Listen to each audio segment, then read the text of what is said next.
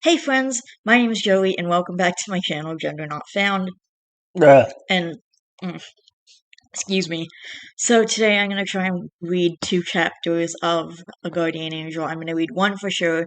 I'm going to try and read two, so let's just get straight into it because I don't want to do a super long intro. And I already have it open on my computer, hang on. Come on. Seriously, I have to do the...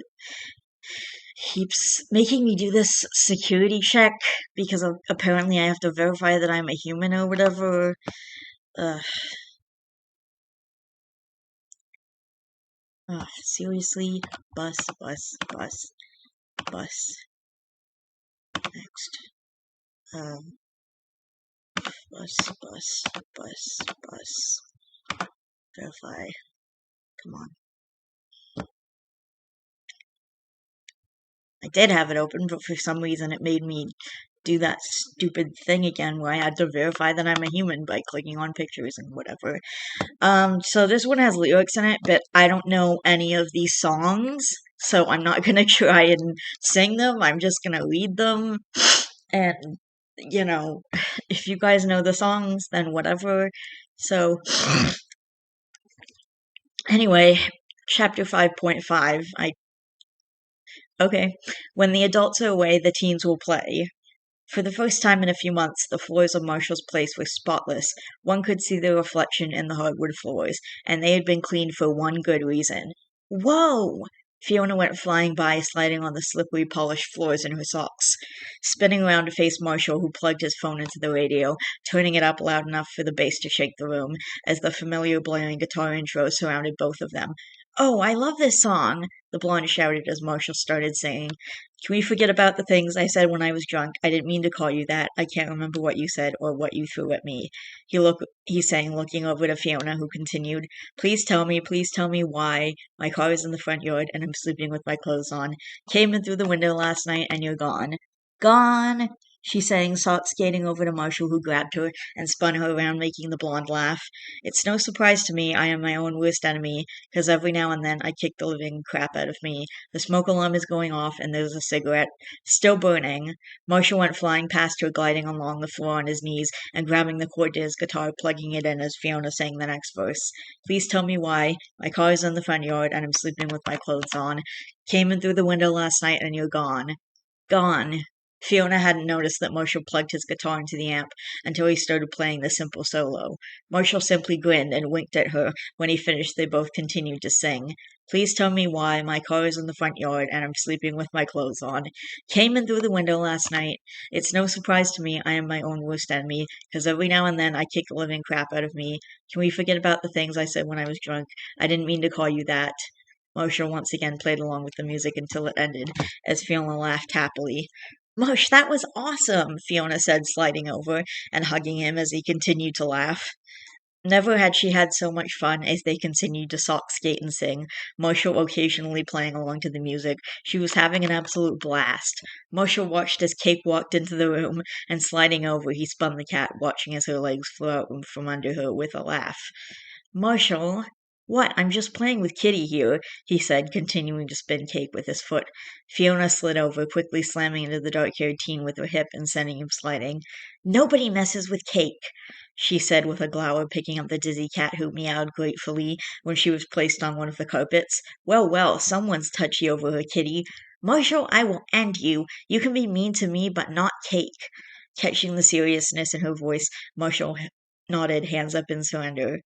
Before he could come back with a cocky response just to tweak her nerves, he could feel his phone vibrating in his pocket. Gliding over to the stereo, he flicked the button off, silencing it. "Yo," he said into the phone. Fiona watched as he nodded, then suddenly grinned. "You got us Delfinos? Heck yes, dude, I so owe you. Yeah, we'll be there tonight at 9. Definitely. Later. Fee, we're going out." The blonde looked curiously at him. "Where are we going?" "A friend of my dad's got my band a gig at a local hotspot we've been trying to play at for almost a year now," he said, sending out a mass text to his bandmates with a wicked grin, sliding around Fiona, who smiled back at him, sensing his excitement. "So you'll come, right?" "Of course," Fiona said, jumping excitedly, forgetting about the slippery floor, and slipping as she landed. Luckily for her, Marshall caught her arms. "You okay?" "Yeah, thanks," she said with a laugh. Alright, I have to get my stuff ready. Prepping everything takes forever. Plus, I'd like to practice a song or two with the band before we go. Okay, I'll stay out of your way, Fiona said, wondering just what they would be playing. Was it their own songs, the songs of another band?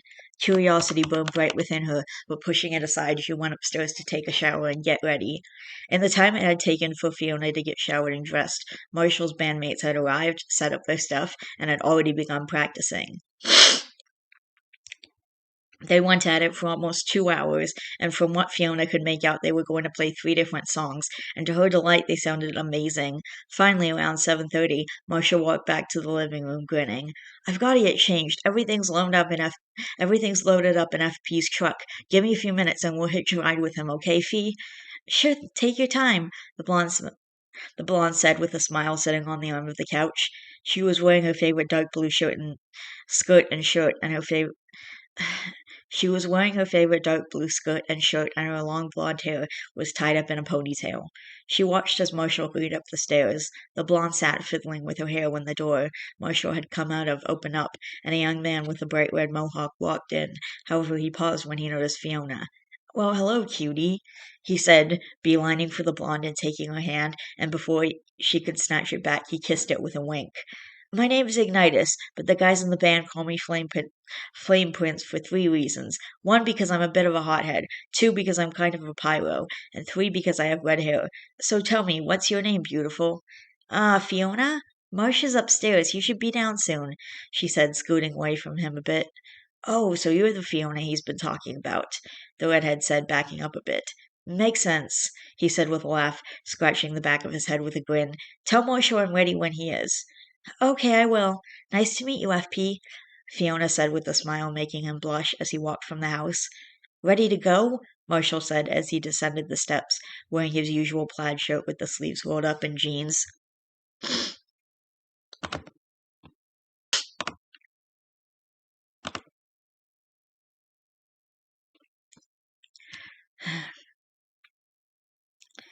"Yeah, so who else is in your band, Marsh? Who does what?" "Well, there's FP, me, Ash, and Motro. He's Gummy's cousin. Me, Motro, and FP are on guitar and bass.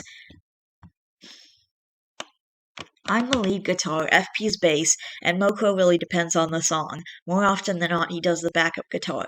We also do vocals, FP and I. I sing, he screams. Ash is my ex's younger brother. We were friends before she and I even dated. Either way, he does drums. The guy shreds." "That's really cool, Marsh. I can't wait to see you guys play. You sounded awesome." Oops.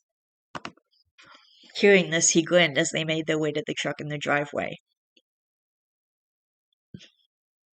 Delfino's was a decent-sized place and packed with people, and as the truck pulled up out back next to another car, Fiona watched as several others got out of the car. However, before she could get out of the car, Marshall stopped her and began digging through the glove box.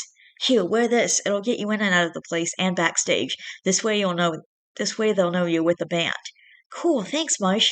They exited the truck and quickly began bringing everything inside the building, and once they got the equipment in, introductions were made. "Fee, this is Moko, our backup guitar and bassist," Marshall said, pointing to a young man with dark hair and silver highlights who nodded at her. She recognized him from school. "This is Ash, our drummer," he said, motioning to another teen with brown hair who was fiddling with his drumsticks as he grinned at her. "And this is Ignitus, FP. He's our bassist and screamer. Together, we're Marshall Lee and the Scream Kings." "Marshall, that you, kid? Geez, you've grown," a tall and older man said. He had long white hair and a beard to match. "Billy! Dude, I can never thank you enough, but seriously, man, what took you so long? This is practically your place." "Ha! Marshall, don't thank me yet. I waited, created a bit of buzz for you and the guys. Waited until there was enough chatter going on until it drew a few scouts. There's 2 in the audience." Hearing this, the group of guys hurried towards the curtain, looking out into the crowd. "Nice. You betcha. You show 'em how good you are, kid, and they'll sponsor you like no tomorrow, especially since you are your father's son. You all set up your stuff, do your sound checks, and be sure you're good to go," he said, making his way from the group, only to pause and turn around. "Marshall, every gig you've done there were 2 originals, one from your dad and a duet. You do know they'll be expecting a duet, right? Y'all are known for that, so what's the plan?" "2 originals and 2 from Dad." Marshall said, simply tuning his guitar as he strummed it. He knew they did duets in the past. That was way back when he and Ashley used to go out. Now he wanted nothing more to do with that witch after she tried selling his dad's guitar. Oh, he'd wanted to kill her for that one. No duets this time. I'll see what they say about that. You know, a wide variety catches attention, kid. Good luck, Billy said, disappearing as the band continued setting up. Anything I can do, Marsh? Fiona asked, wanting to feel helpful as they all set up their instruments. Yeah, the mics are plugged in, right, Ash? Yeah, the brunette called back. Okay, go check the microphones. Do that whole testing 1, 2, 3 thing. Make sure they're working, then sing something loud enough for us to hear it. Like those do, re, mi ladder things from music class, okay? Gotcha, the blonde said, skipping over to the microphones, tapping each one and testing them as the band continued. Mush, what are we gonna do? We always do a duet. Billy's right. Not only are the people in the crowd gonna expect it, but those talent scouts will too, Ash said softly as Moko and FP joined the conversation. Testing, 1, 2. Testing, 1, 2. Well, we can't do anything about it now. We'll just have to deal, Marshall said, focusing on his guitar and glancing at Fiona messing with the microphones. She was now tapping, then making a muffled boom come from each mic.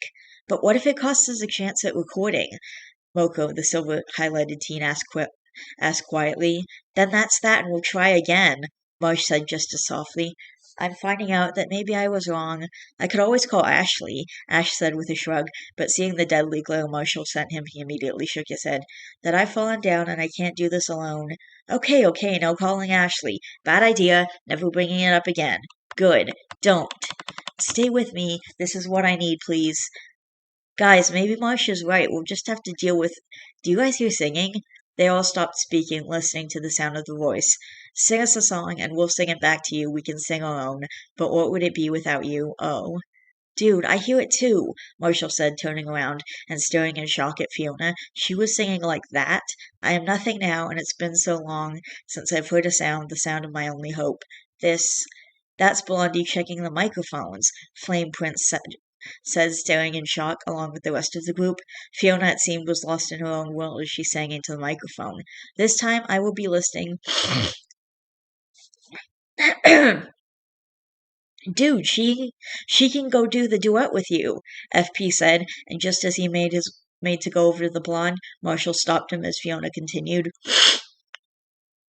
Sing us a song and we'll sing it back to you. We can sing our own, but what would it be without you? Oh, just wait, I know the song. There's a part after this chorus. If she can nail that part, then I'm 100% up for it if she wants to, okay? Marshall asked, looking to his group who started nodding eagerly at him, waiting for her to continue singing, unaware if they were watching her.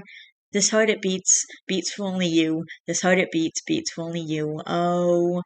Dude, she did it. Like, no voice cracking, no screeching, nothing, Marshall said in shock as the group continued to stare.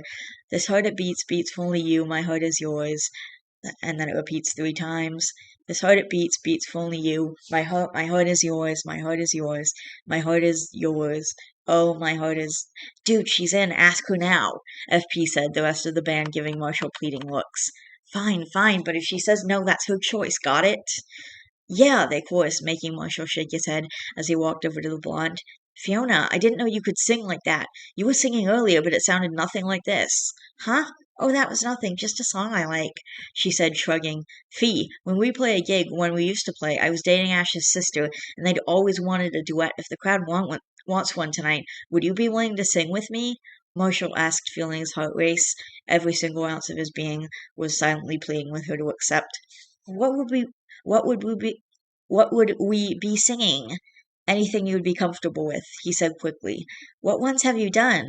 Broken, if it means a lot to you, and we've been practicing. Two's better than one, but haven't played it yet. That's the song by Boys Like Girls, right? Fiona asked, tilting her head. Yeah. Okay, can we do that one? I know that one better than the others. Heck yes, we can do that, Marshall said, hugging the blonde tightly. You're awesome, Fee. Marshall, you guys are up next. The last act just cleared off the stage. You guys ready? Yeah, tell them there's going to be one from my dad, 2 originals, and 1 duet. Billy looked surprised but nodded all the same. Marsh, where do I go? Go stand over there next to security. You get to see everything and don't have to deal with the crowds, okay? Yeah. the blonde said, hurrying over to where the security man stood, and seeing her band pass, he nodded at her. Fiona watched as Billy walked out on the stage, inciting a huge cheer from the crowd. Next up, we have Marshal Lee Aberdeer. Fiona watched as the talent scouts shared a look at the mention of Marshall's last name. And the Scream Kings! This had the crowd cheering, especially when the sound of a guitar playing quick notes and drums could be heard as Fiona stared in amazement. She never knew Marshall could play so fast. It made his playing along to other songs earlier in the day look like child's play. Suddenly the guitar slowed to a simple strumming as Marshall began singing, watching once more as the world passes me by, surrounded but still alone, am I living a lie? Empty faces, empty eyes. Marshall and FP sang in unison as Marshall continued, are staring right through me. No regrets, but I still ask why. Once again they sang in unison. Take me away to a place I've never known. This is the price I've paid, and it's taken its toll. Marshall sang, continuing to strum on the guitar as the drums beat in the background. Can it be too much to ask for the time it stole? Empty faces, empty eyes are staring right through me. No regrets, but I still ask why. Take me alone to a place I've never known. Take me away, where my love can be my own. Fiona listened in awe as they played away at their instruments. They were amazing, and even with their two different voices, FP and Marshall sang well together. I only wish that I had stayed. I only wish that I had known. Take me away to a peace I've never known. Take me away where my life can be my own. Where my life can be my own. Take me away. Take me away. That was Take Me Away by the original Scream Kings. The moment the music stopped, the crowd practically exploded, in a deafening applause, making the blonde jump. She wanted nothing more than to run over and hug Marshall tightly, but before the thought could properly process, the band was already starting their next song, as once again Marshall, Moko, and Ash led the opening. However, this time, instead of Marshall starting the song, it was FP. We will not die this way in unification. They cannot break these chains of faith. Yeah, let them do their worst, never slaves to iniquity. Just as the guitar started up, Marshall began singing, alternating with Flame Prince. We will not die this way. This is absolution. Death claims us no more, no more. Do not grieve, end the suffering, we will live eternal. Marshall sang softly, leaning into the microphone as he scanned the crowd of screaming people as Ash shredded the drums and FP and Moko played. We take the stand amongst the dead, bury your fear, and hold fast to life. Come on, we will not die this way. This is absolution. Death claims us no more, no more. Do not grieve, end the suffering, and we will live eternal. Marshall and FP sang together. Again, Fiona was surprised how well they synchronized. Anchor yourself to the foundation of everything you love. Believe you have just begun to live, to live. Fiona was amazed. Those words FP was singing, and even the ones she was hearing now, struck her hard. It was definitely a good way to live. Don't let the world deceive you. Don't let their words betray you. Don't let their lies deceive you. Let them do their worst. We will not die this way. This is absolution. Death claims us no more. No more. Do not grieve, end the suffering. We will live eternal. Once again the crowd burst into applause, and Fiona cheered excitedly. FP could sure sing, though she did wonder if doing that hurt his voice. Just as she thought about it, they once again began another song. This time it was all of them opening, and once again it was FP screaming. As I live and breathe, I'm watching the world die. It greets us with apathy no longer. Consumed by self, we walk through each day with no mind, no deprivation and moral decay. We must destroy and rebuild, we must destroy and rebuild. For the sake of all, it starts with one. As I live and breathe, I'm watching the world die. We greet this with apathy, no longer. If we can't break the silence, how can we survive? FP sang, sounding much different than the screaming. Search inside yourself and know that you know what? And know that you're alive. The two sang together. We must break the silence, now we are alive. Silent no longer, make this world take notice that change is in our hands. The battle has just begun, we are not defeated. If we can't break the silence, how can we survive? Search inside yourself and know that you're alive. FP sang, looking over to Fiona with a grin. We must break the silence, now we are alive. Silent no longer. The music slowed as the band played until once again Marshall began singing. With all that I am, I will lift my voice to start this revolution. It starts today, and it starts with me. Time is no longer. With all I am, I will lift my voice. With all I am, it starts with me. Again, the words from their song struck Fiona hard. Their music was just so inspirational from a life's point of view, and she loved it. Break the silence, break the silence. Break the silence, we are alive. Break the silence, break the silence, break the silence, we are alive. If it was at all possible, the crowd cheered even louder than the last two times, especially when Marshall headed in the direction of the crowd to where Fiona was. You might not have to sing, we're totally killing them tonight, but if you want to, we can do the song, Fee, Marshall said quietly. Fiona looked around at all the cheering people, then at the rest of the band who was staring eagerly at the two. Okay, let's do it, she said with a grin, following Marshall, who grinned back up onto the stage. The music started out slowly this time, only FP and Moko playing as Marshall started singing. I remember what you wore on the first day. You came into my life and I thought, hey, this could be something. 'Cause everything you do and words you say, you know that it all takes my breath away and now I'm left with nothing. Marshall sent the blonde a look as they began singing together, Fiona not missing a beat as he turned to face her, ignoring the audience. So maybe it's true that I can't live without you, and maybe two is better than one, and there's so much time to figure out the rest of my life, and you've already got me coming undone, and I'm thinking two is better than one. Fiona took a deep breath and began to sing. I remember every look upon your face, Fiona sang softly as Marshall picked up the next line. The way you roll your eyes, the way you taste, you make it hard for breathing, he sang softly, staring intently at her, making the blonde blush as she closed her eyes, looking away, smiling. 'Cause when I close my eyes and drift away, I think of you, and everything is okay. I'm finally now believing that maybe it's true that I can't live without you, and maybe two is better than one, and there's so much time to figure out the rest of my life, and you've already got me coming undone, and I'm thinking two is better than one. They sang together, Marshall grinning as Fiona sang, making her blush again and take a step back, and once again looking away from him. I remember what you wore on the first day. You came into my life, and I thought, hey, he said, taking her hand and pulling her back, closer than she had been last time. It felt as if he was singing the song just for her, and it was making her heart race. That maybe it's true that I can't live without you, and maybe two is better than one, and there's so much time to figure out the rest of my life, and you've already got me coming undone, and I'm thinking, ooh, I can't live without you, 'cause baby, two is better than one. There's so much time to figure out the rest of my life, but I figure it out when all is said and done. The two is better than one. Marshall brushed back a lock of the blonde's hair, tucking it behind her ear as the music slowed, making Fiona's breath catch as the two reached the end of the song. She definitely had butterflies in her stomach. Two is better than one. The audience burst into a loud applause once again, but neither noticed. They were stuck in their own little bubble. Marshall's hand was resting on her cheek, and Fiona could feel the heat radiating from it as her heart raced. She wondered if he'd kiss her, and if she wanted him to. She'd never been kissed before and wondered what it would feel like. Marshall, however, was waging an internal battle. Should he kiss her? Should he not? Did she want him to? It looked like she wanted him to, but did he want to? Stupid question, of course he did, but should he? He'd had many girlfriends lasting for as few as a day or two to 2 years, and all of them started with a kiss.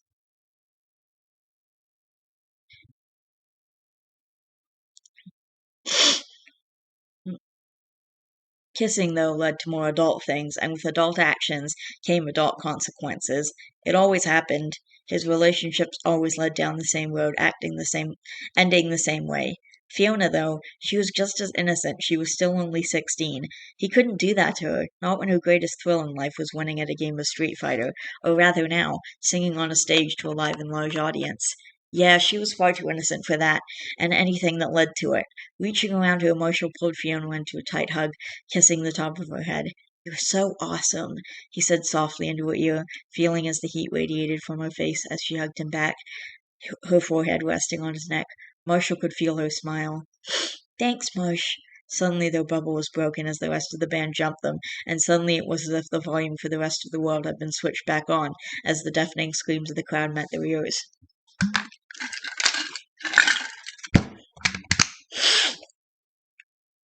The talent scouts had been impressed and said that they'd be in touch.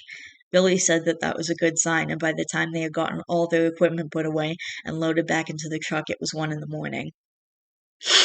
Fiona yawned, tiredly leaning against Marshall, as once again they hitched a ride from FP. Her head was against his shoulder as they pulled out of the parking lot. She was just going to close her eyes for just a minute.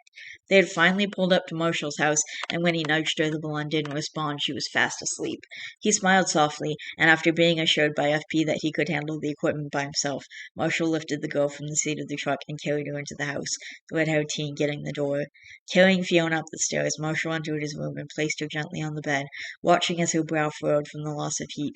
Reaching down, he pulled off her shoes and tossed them aside, grabbing the blanket and covering her with it. Night, Fee, he said softly, turning off the light and closing the door partly before making his way back down the stairs to help Flame Prince with the rest of the stuff. There wasn't much when he arrived, just some cables and amp in the mic stands.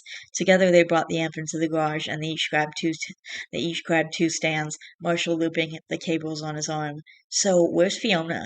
FP asked, sitting on a chair at the table that was in the garage. My room, Marshall said, grabbing a can of soda from the mini fridge and tossing it to FP before grabbing one for himself. Oh, where do you sleep? The redhead asked. My room, Marshall said again, cracking open the can. Ah, so are you two, FP asked, wiggling his eyebrows suggestively with a grin, making Marshall glare at him. No, he said firmly. Oh, why not? He asked, genuinely curious. Because I'm not dating Fiona, Marshall said, simply wanting to get off the subject. Ah, so she's available, FP asked with a grin. Once again he was met with a glare. What the hell is this, 20 questions? Come on, Marshall. She's hot as heck. Why aren't you all over that? After all, she's staying here for free, isn't she? He was a good friend, FP. He just said some really, really dumb things a lot of the time, and sometimes it took some rewording to make him understand just what he had said and exactly how stupid it was. So, you're telling me that I should ask my friend to pay me with love to live here? Is that right? He said in a low voice with a glare that spoke much more than his words did. Sorry, but there's a word that I can't say on YouTube. Ah, is that how it sounded? Crap, that's not how it was meant to sound at all. I meant like free, no guy she's seeing, nothing here a long distance, Hell, I so need to think before speaking, the redhead said, running his fingers through his hair. You think? Dude, I'm sorry, but still, why don't you date her? She obviously likes you. Marshall, he knew, was uncomfortable. Anything more than kissing her cheek or forehead is completely off limits with her, Marshall said, crossing his arms. Whoa, she's one of those wait until marriage types? Marshall's face contorted in confusion. What? How would I know? You just said, I'm putting her off limits. Why? Again with the 20 questions. She's too innocent, she's too sweet, she's too everything. She's way too good for someone like me. I'd only ruin her, Marshall said, leaning against the wall and hanging his head. Marsh, dude, I know you got that inferiority complex bad when you were with Ashley, but this crap has to stop, man. You got a girl sleeping in your bed who actually digs you. Would you really throw away possibly the best relationship of your life because some wench who tried selling your father's guitar, by the way, told you without her you're worthless? Well, newsflash, you aren't, so man the heck up and date the living heck out of Blondie up there. I will. Trust me, she's a huge catch, FP said, taking a swig of the soda. This could go two ways. One, Marshall was going to hit him, or two, he was going to take his advice. Option two happens so rarely. I'll think about it. I'm tired, FP, Marshall said softly, making the redhead blink in confusion. This hadn't happened before. Okay, I'll let you get to bed then, later, he said, walking from his garage and leaving Marshall to his thoughts. Turning off the lights, Marshall made his way to the bedroom, climbing the stairs and walking to the other side of the bed. He kicked off his shoes, pulling his shirt off and leaving his tank top on, and lay down on the mattress with a sigh, staring at the blonde who peacefully slept across from him. He would wait for her. He would wait and see what she wanted. Marshall didn't want to admit it, but he was starting to think that he kind of liked her. She wasn't even trying, and still. Everything was so confusing, and closing his eyes, Marshall wished for the morning to come. Everything was usually clearer in the mornings. So, and I'm just gonna really quick list off the songs that were in this book because there's a list of them. My Own Worst Enemy by L.I.T., My Heart by Paramore, Take Me Away by Killswitch Engage, This Is Absolution by Killswitch Engage, and Two is Better Than One. Oh, Break the Silence by Killswitch Engage. I forgot that one. And Two is Better Than One by Boys Like Girls.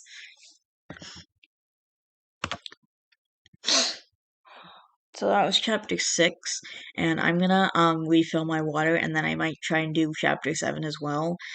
It's still only 8:15, so my mom's probably not gonna be home for a little while. Hang on, let me quickly see how long the next chapter is, because I'm gonna gauge, like, how long it's gonna take me to read. Okay, it's pretty short, so it's probably gonna take me, I don't know, like 10 minutes or something. Okay, I will just. Okay.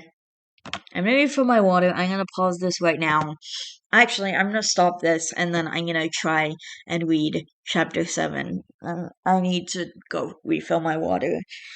So I will be right back for chapter 7. Okay, I'm back with chapter 7. Hang on, I have to make sure the camera. Okay, the camera is recording. I'm back with chapter 7. I mean, chapter 6. Chapter 6 Forced to Part. Uh oh. Fiona had stayed at Marshall's house, not going back to her foster parents. Now, with it being Monday, there was the predicament of her going to school. Should she risk it with the possibility of being caught and sent back to her foster father? Neither wanting to take the chance, Fiona stayed at Marshall's while the black-haired teen went to school. She watched while he got ready, and was honestly surprised with how much sunblock he needed. Feeling her gaze, Marshall looked from his reflection and winked at the blonde. "You know I'm gorgeous, Fee. You don't have to go all fangirl and stare, though," he said with a smirk, dodging the shoe Fiona threw at him. "I wasn't fangirling at you, you butt. I'm honestly just surprised to see how much sunblock you have to use," she said with a yawn. "Well, it's sunblock or early death, not a tough choice, to be honest," Marshall said, shrugging his shoulders and watching as she looked down at the floor. "I know, I'm sorry for staring." She sounded so ashamed. "Dude, I look like a clown with no lipstick currently. That's an acceptable reason to stare." This made Fiona laugh.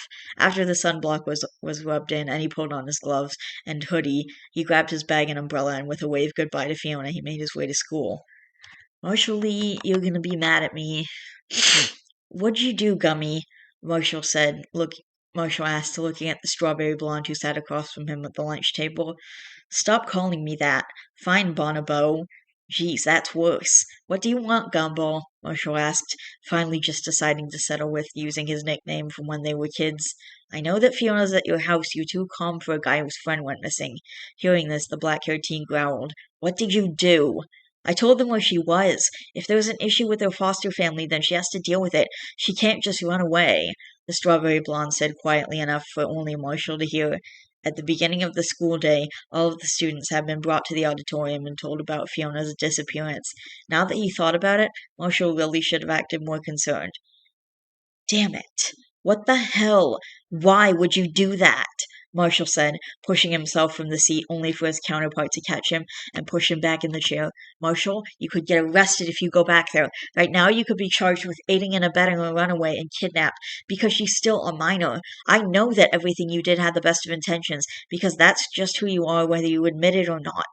You're my friend, and if they found her with you, you would have ended up in jail, and I would have felt responsible, especially since I could have so easily fixed the situation," he said, catching the black-haired teen by surprise. "It wasn't your situation to fix," Marshall hissed angrily. Once again, he tried standing, only this time Gumball pulled him from the cafe by his sweatshirt, knowing a commotion was to ensue. "I know she has the possibility of being sent away, Marshall, and Fiona's my friend too, but I had to do what was best." "Best for who? You?" "For her. How do you know she'll even be safe? How do you know she won't be stuck with someone like her foster father, or even worse? It's the chance we have to take, Marshall. Why are you so against this? Oh, geez, you didn't make love with her, did you?" In a fit of rage, the black-haired teen shoved the strawberry blonde away from him, not caring that he hit the wall. Why the hell was everyone asking him this? "No, I didn't. I don't make love with every person I let stay over my place." "Ashley," the strawberry blonde said, infuriating Marshall even more. "We were dating for 2 years, Gumwad. It comes with the territory. Not that you'd know. And if what you said proves anything, it shows just how little you respect Fiona and trust her judgment. Yeah, I knew you'd belittle me, and I knew that of everyone in the world, I would be the one you always mistrusted more than anyone else, because we do fight, and I trick you all the time, but this is just low, Bonobo, even for you." "Marshall, I'm just trying to help," the strawberry blonde said, trying to put his hand on his shoulder. Marshall, however, hit his hand away hard and snatched him up by his shirt collar. "Piss off! I don't want or need your help, and I swear if Fiona gets sent away for this, I'm going to take out all of my pent-up anger on you. That's a promise. Trust me," he growled, dropping him and turning as he hurried down the hall. Grabbing his cell phone, he quickly dialed the blonde. However, the phone just kept ringing.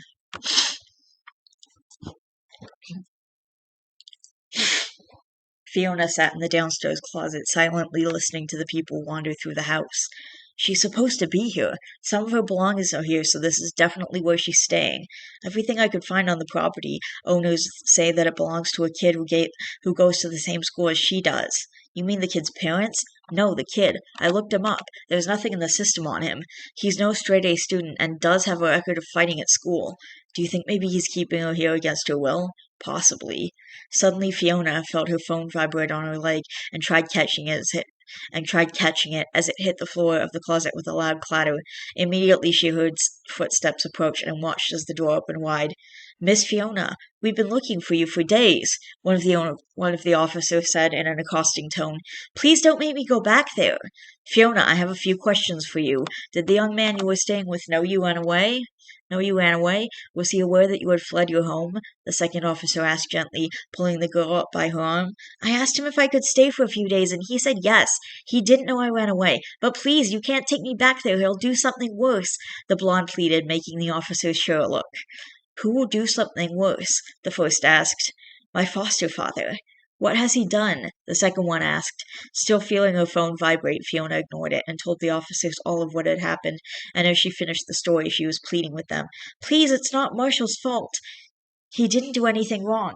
Please tell me he's not going to be in trouble, please. The two men looked conflicted, but finally the second spoke. Because you're a ward of the state, we'll take you with us, call the agency, and have you placed elsewhere. Can I stay here, in this town, please? There's no guarantee of that. It's something I can't promise you. Can I at least say goodbye to Marshall before I go, please? Please. Fine. Pack your belongings, but once goodbyes are said, that's it, and it's time to leave. Understood? Yes, sir, the blonde said, staring at the ground as she slowly made her way up the stairs to Marshall's room, where she'd been staying for the last 3 days. Pulling her phone from her pocket, she found 4 missed calls from Marshall and a text from him as well. Opening it, she read the message. Fee, is everything okay? Call me back, I just want to know you're okay. With a sigh, Fiona selected his name and hit call, holding the phone to her ear. Fiona, are you okay? Is anyone at the house? The police are here. Don't let them in. They let themselves in, Marsh, and they found me and said I had to pack up all my stuff and be ready to go once you get back. They said I could say goodbye to you before I left. Well, I'm on my way right now. If you don't come back, will they let me stay to wait for you? The blonde asked, and hearing the childish hope in her voice crushed Marshall's heart. He knew it would never work like that. Fee, that won't happen. But why? Fiona, sometimes things just don't happen the way we want them to. I'll be inside in a sec. Just as he said this, Fiona could hear the front door open, and the blonde quickly hurried down the stairs. Marshall entered the house, and not caring to even look at the 2 police officers who stood staring at him, the dark-haired teen caught the blonde, holding onto her tightly as she threw herself into his arms, and started crying.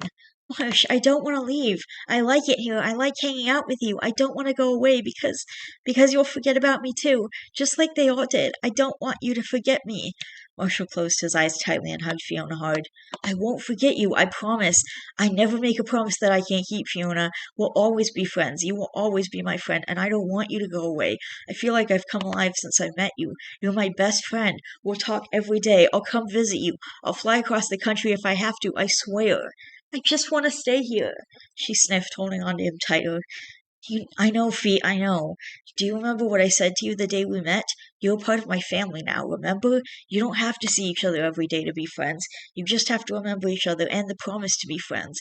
I promise to be your friend for as long as you were here, and I'll still be your friend even if you have to leave, okay? Okay, the blonde said in a watery voice. The 2 officers shared a look, and the senior officer stepped forward. I'm sorry, but it's time to go now, Fiona.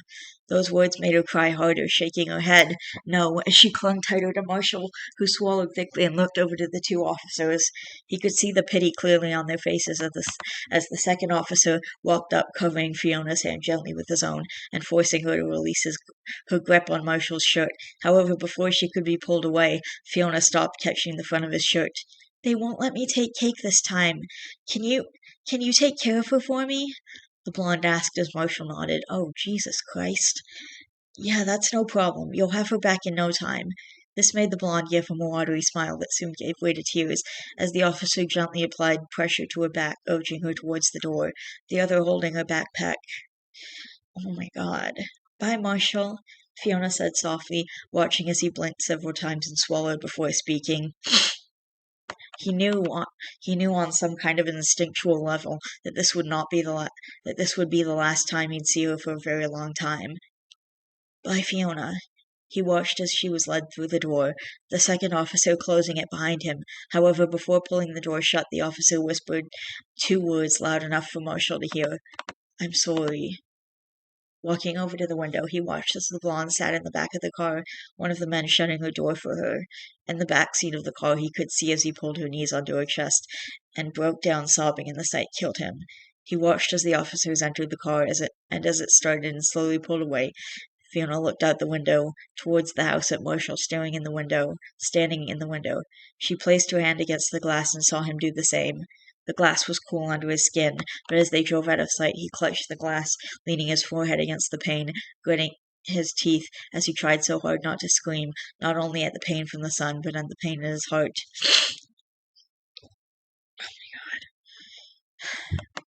Turning until his back was against the wall, Marshall slid down until he reached the ground, his face buried in his hands as he broke, unable to hold back his emotions any longer, as tears streamed from his eyes as he cried.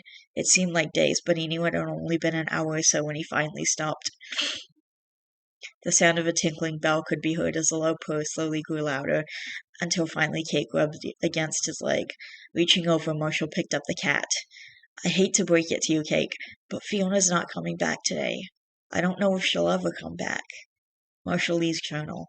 Journal entry 37. Not available. Doctor's comments.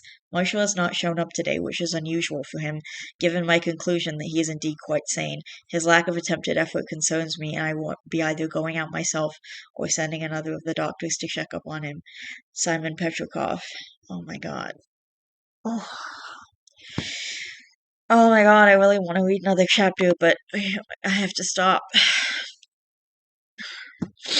Alright, I will try and record another chapter tomorrow. I love you guys. I love each and every one of you guys. Please don't forget to always be yourself, and don't forget you are valid. Okay, bye.